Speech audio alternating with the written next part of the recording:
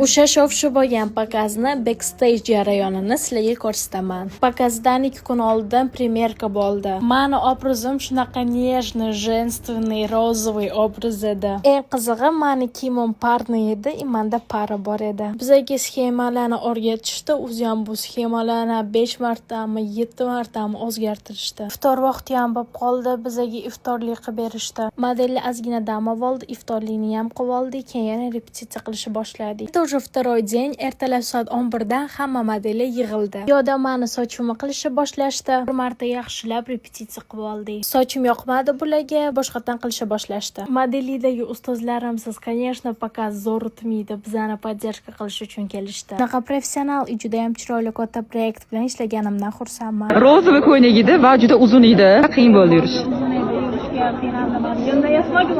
Конечно, как всегда справилась, молодец. Bu qaysi pokaz ekanligini kommentariyga yozib ketinglar.